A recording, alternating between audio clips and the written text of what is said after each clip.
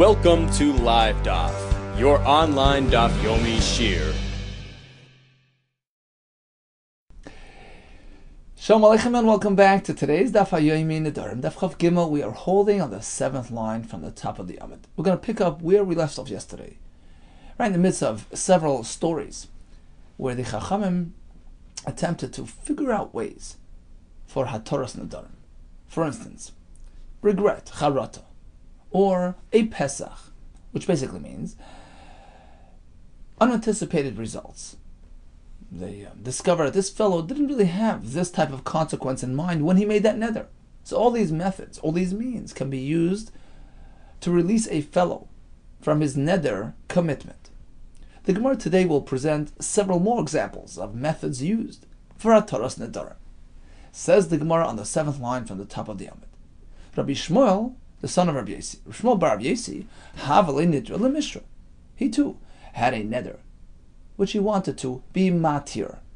Also lekamay the Rabbanon. He approaches the Rabbanon and they begin questioning him in the hopes of discovering some loophole, some way out of his neder. Amrle, so they ask him, No darta adata dehachi. Tell us, did you have this in mind when you made the neder? Did you anticipate this type of result? Amar lahu in. So they were hoping that he would say no. He responds with a resounding yes. Amar lahu in. Surely I anticipated this result. No surprises here. Okay, so they went on to the next attempt. Nadarta data dehachi. Did you have the other thing in mind as well? Did you expect this difficulty to arise as a result of your neder, hoping that he would say no? What does he respond? Amar lahu in. Sure, of course, I had this in mind as well. So they tried this kama zimnin time and time again, and now they were frustrated. Kivan the chaza. Oh, Katra. There was a Katra fellow standing by. He was a launderer, a fellow who cleans laundry. So this Katra, watching the episode unfold, he himself began to get a little, edgy, and he was kind of frustrated that the Chachamim were in distress.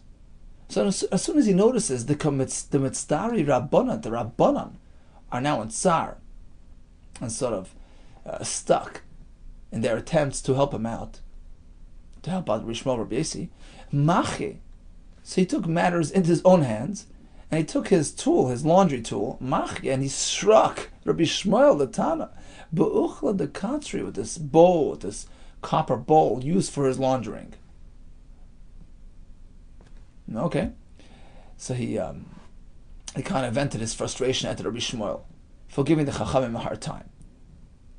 So now Rabbi Shmuel discovered a way out of his neder. He says, "Wow, this is a big surprise. I'm going to get hit over the head by the fellow." Omar, he said, "Adato de mochi lekatra loy nadri." Rabbi Shmuel says, "Look, I never expected to be hit by this katra fellow. Surely, I would not have made my neder knowing that this would happen." And now he discovered a Pesach which allowed them to be matir his neder. So he asked Ravina, how could this be used as a Pesach? This is something of a surprise and something uncommon, totally out of track. Hai noilad. Noilad means something born, something totally uncommon, and something which is not, shchiach, cannot be used for a Pesach. Typically a Pesach involves discovering something which you have not anticipated, some regular, routine consequence which you hadn't paid attention to, right? Neder, no coffee. Well, did you realize that it means no daf hayomi? It means no staying awake by the shir. That's an unintended consequence, but is a natural, progression, so to speak, a natural outcome. It's something which is shchiach. Whereas being struck over the head by the laundromat, that's something totally unanticipated, uncommon, not shchiach, and therefore it's called noilad. Didn't exist at that time of making that neder. So it can't be used. Deloy masagat daiti, because nobody in his right mind thinks the machile katra, that a katra fellow would hit him over the head with his bowl. We're speaking about a Talmud Chacham here, and why would he expect to be hit over the head by the fellow? let alone an ordinary person. Of course, a Talmud Chacham wouldn't expect to be hit. V'tanina, we learned in a Mishnah, we can't use something which is called noilad, something which is totally unexpected, something which is not shchiach, which is not common, something which is so rare and out of whack.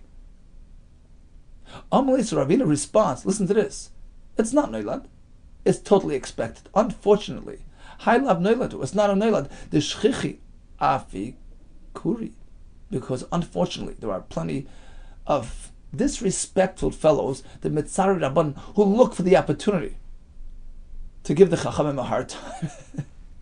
So this isn't something which is unfortunately uncommon. Rather, it's something which is very much shechiach and can be used as a way out of the neder. If you would have expected this to happen, would you have done the neder? If the answer is no, your neder is mutter. Here comes another example. The Visuda Abaye's wife. Havala Hahibarta. She had her own daughter from another marriage who was of marriageable age. Okay, the question is, who's going to be the lucky chasam? Who Amar? Abaye said, look, I have a relative who's a perfect match. Look, Rivai, she should marry my relative. He Amra, whereas his wife contended, no, Lik Riva, it should go to her relative.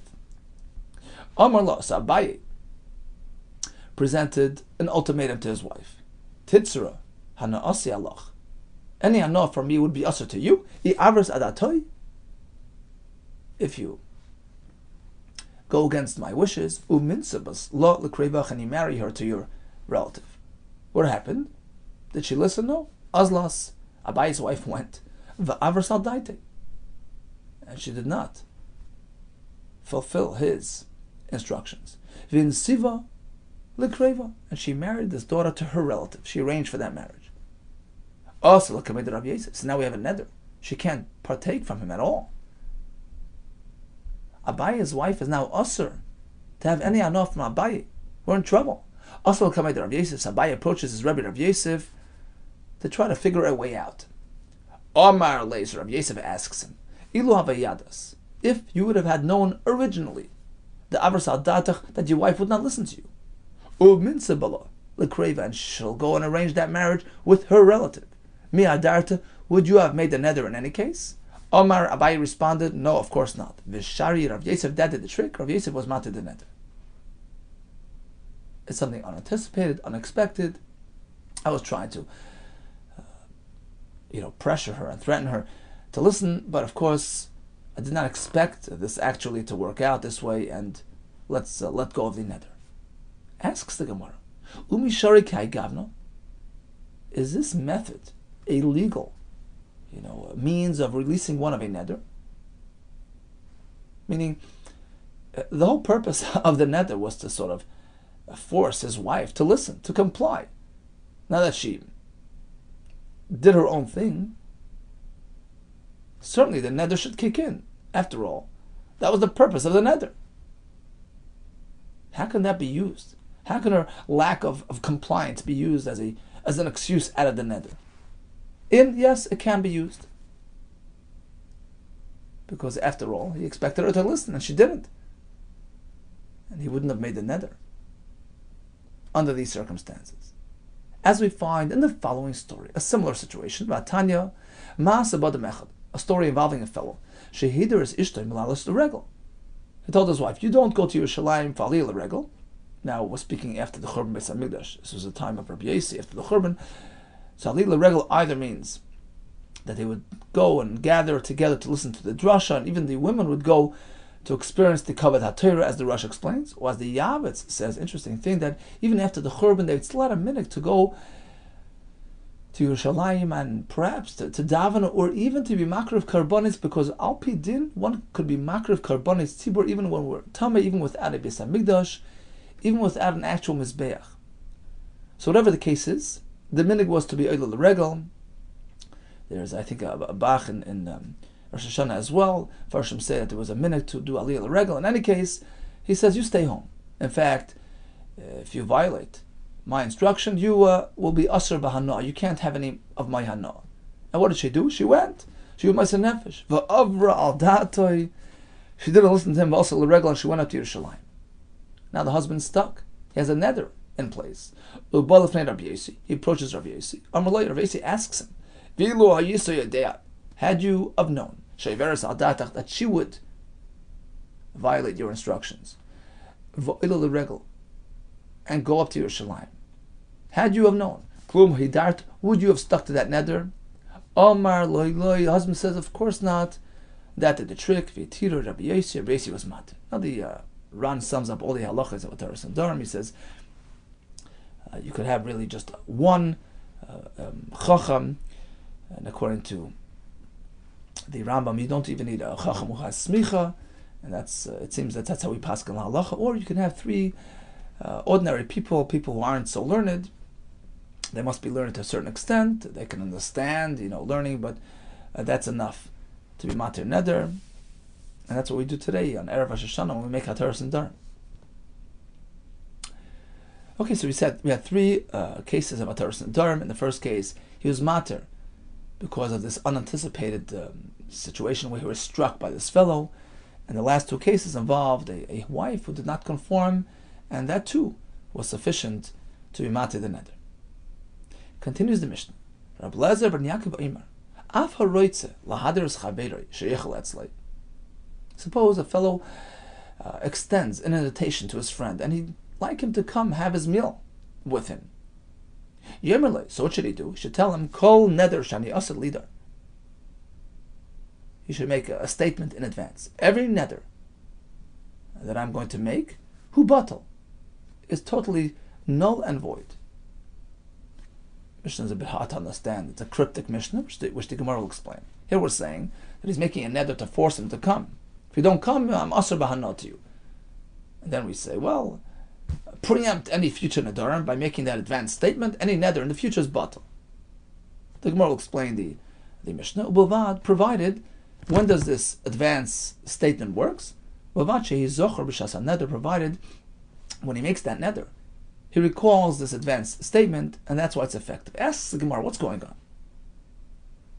First, he's trying to pressure his friend to come eat by him, and is going to use a neder as a means of pressuring him. And then we're saying, "B'mavatul ol nedarim, v'kivan the amar kol neder shani asad lidar yehi batal." Once he makes that statement, any neder that I will make is batal loy shamale. So his friend will, for sure won't listen to him. V'li asad ba'adei, and won't come join him from lunch. Aren't you defeating your purpose? Answer is, at times the Mishnah was taught in a very short, concise manner, and it's meant to be filled in. We're meant to learn the Mishnah as though it's missing some words. The Mishnah is read as follows. Number one, Reuben wants Shimon to have lunch with him. And he pressures him, and he uses a neder as a means. Look, if you don't come, I'm going to be asr b'hana to you. Is that neder legally binding? No. Why? Nidrei zeiruzenu. It's like the fellows in the marketplace using a neder to further their deal as a negotiating tactic. Here as well, I'm just trying to have you come to me. I'm using the neder as sort of a way to blackmail, to twist your arm. It's not legitimate. It's not legally binding. So even if the fellow refuses to take his invitation, there's no issue of neder. That's number one. Halacha number two, a totally unrelated halacha. If a fellow wants to create a system where any neder that he makes throughout the year is totally batal. This fellow is inclined to making nedarim. He knows it's terrible, as we learned yesterday. A neder is not something that's commendable. So he wants to set forth a sort of a release clause, an insurance policy against all future nedarim. How do you preempt any future nedarim throughout the year? He gets up on Rosh Hashanah. Versions say not necessarily any time throughout the year, once a year. He declares as follows: Kol neder shani asad lidar yei batal. Any neder that I make throughout the year is totally null and void. How does this work? It's like a tanai. I'm conditioning. I don't want nedarim. Should I ever make a neder?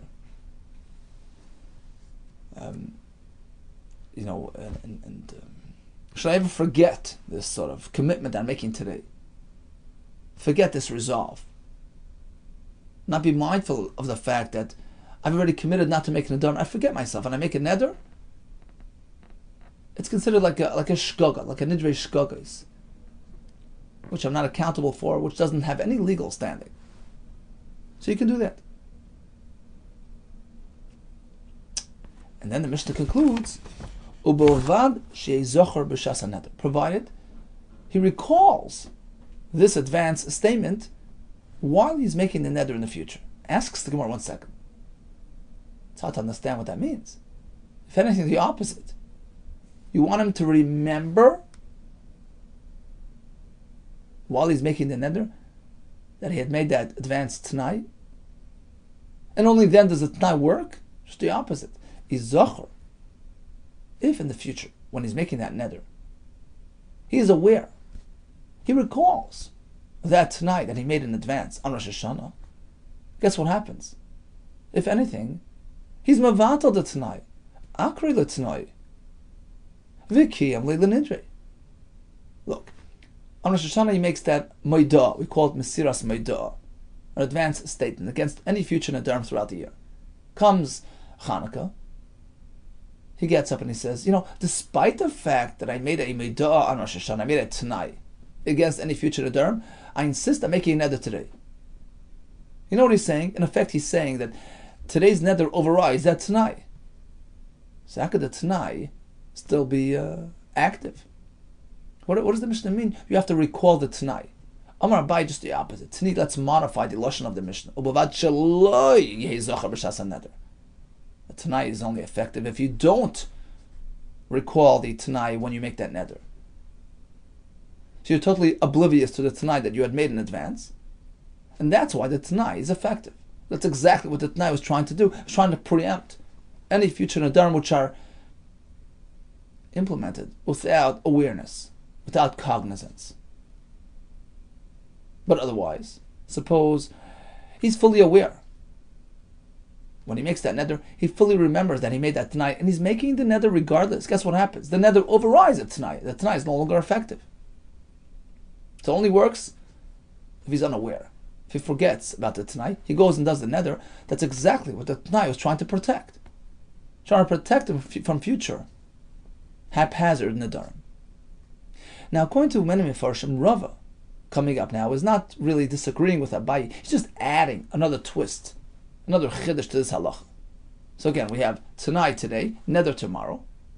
When I make the neder, if I'm unaware of the tonight, I forget totally, not cognizant of the tonight that I made in advance, then the tonight overrides the neder. But if while I make the neder, I'm doing it with full awareness that I had a tonight before, and I'm still doing the neder, then the neder overrides the tonight.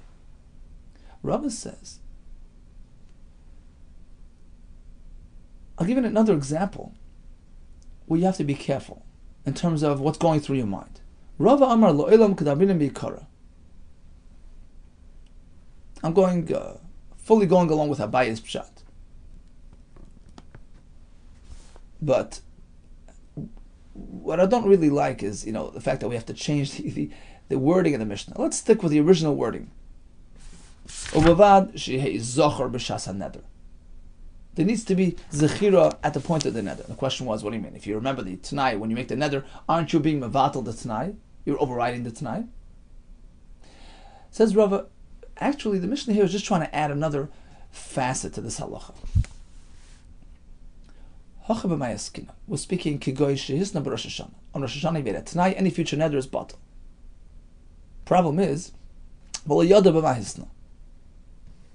it was just a tonight for a specific type of neder.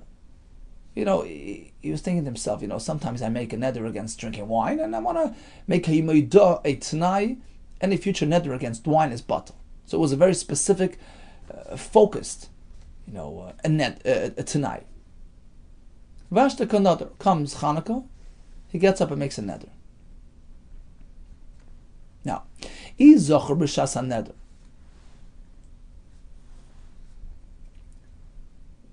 He's not recalling exactly what the Tanai was against. He forgot, the specifics of his Tanai. He remembers he made a Tanai against some form of neder, some specific expression of neder, but he doesn't recall exactly what it was. Now today he's getting up and making a neder against wine.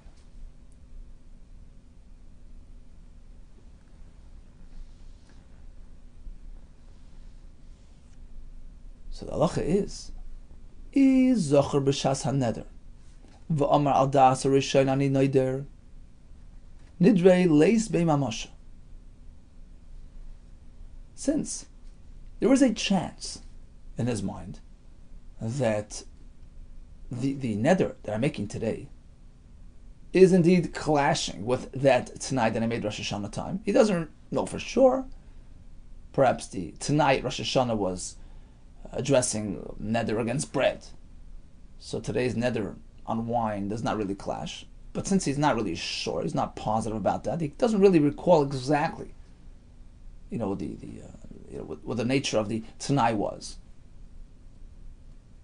So in order for that Tanai to be effective, he has to confirm it. He has to relate to it. He can't just ignore it. So the chiddush here is, even if he's not positive that today's neder is clashing with the yesterday's Tanai, meaning if it's clashing, then for sure it overrides the Tanai. But even if he's not really sure that it's clashing, he remembers that he had a Tanai on something, but today's neder, was that the same subject? Was it the same item? Was it the same, was it the same thing? He's not sure. Still, he shouldn't be taking chances, just in case it is. Just in case today's neder is colliding with that Tanai, which indeed it turned out to be. Turned out that his Tanai was against making Nedarim on wine, and today's neder is on wine. So the chiddush of Rav is, even if I'm not sure, not certain, then indeed that is the fact. I remember that I had some sort of Tanai against some sort of neder, and today I'm getting up and doing a neder on wine. If you want the Tanai to work, you have to make mention of that Tanai. You have to acquiesce. You have to agree to have that Tanai still be in effect today. Otherwise, you've overridden that Tanai by the mere fact that you've ignored it. That's Rava's chiddush. Let's go back again to the beginning of Rava, a couple of lines back. Rava Amar Lo'ilam K'tabini Mikara. Let's work with the wording in the Mishnah. Let's not modify the wording. We're speaking over here. On Rosh Hashanah, he made a Tanai against making a very specific, pointed type of neder. Let's say, for example, against Nedarim on wine.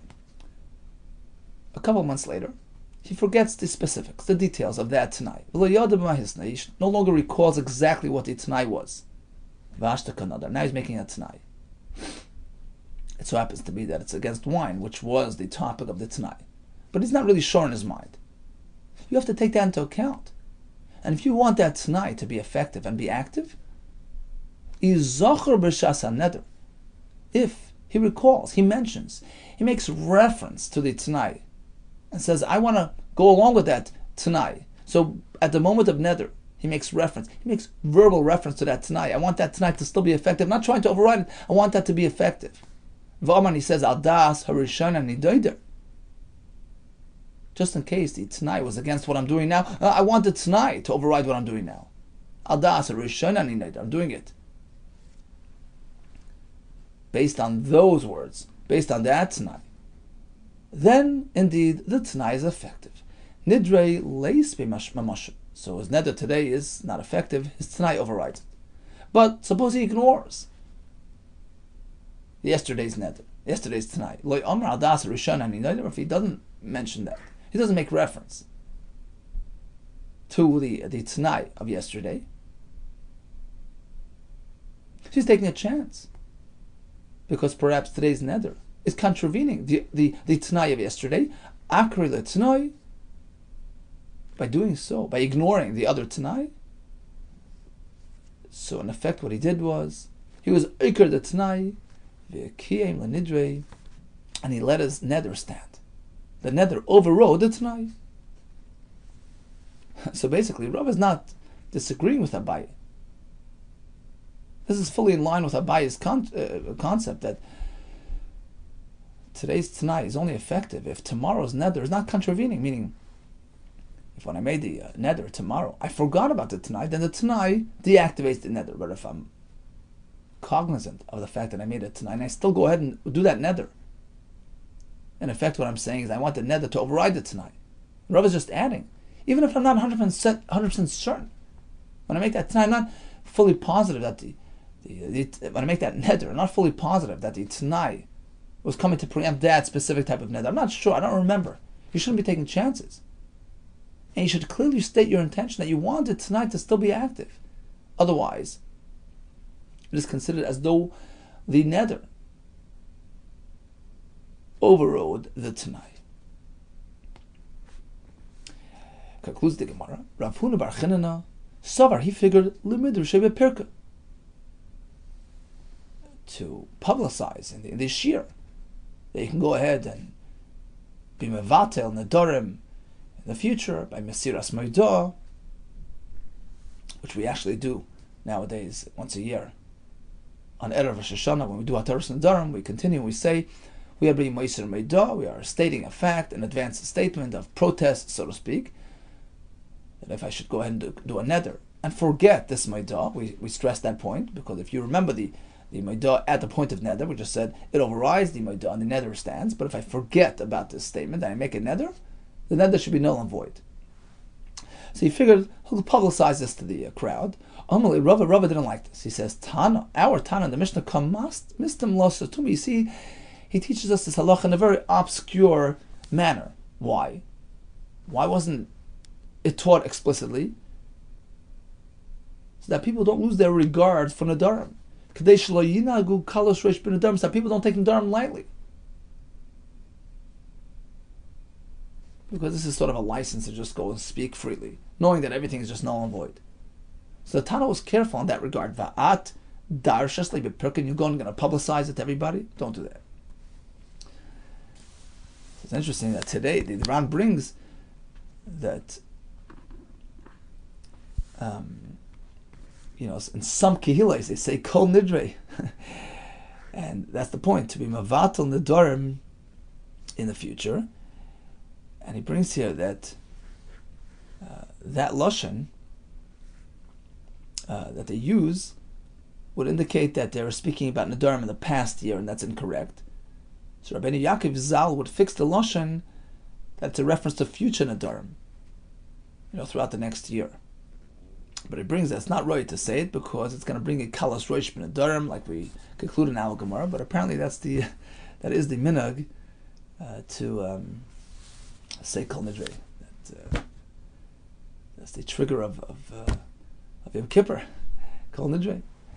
Halacha l'maisa, of course, any halacha l'maisa should be presented to a rav. But in terms of what it appears from the Shulchan Aruch, the Mesiras Moidah works, provided that at that point of neder, when you do make a neder, after you make the neder, within a very short period of Tirkei Dibur, within just a couple of seconds, enough time to say Shalom Aleichem Rebbe, you do recall the Tanai, because that is in line with other Rishonim who learned the Gemara differently. They learned that Rava actually holds that in order for the Tanai to be effective, so as soon as you make the neder throughout the year, right away you have to sort of recall the Tanai, and then the Tanai kicks in, and that's how it undoes the neder. So machmer like those Rishonim. Otherwise, we can't really use the Moidah to undo a future neder. However, some poskim learn that when it comes to like a minhag, which wasn't really established as a neder, you just did a minhag a couple of times without saying bli neder.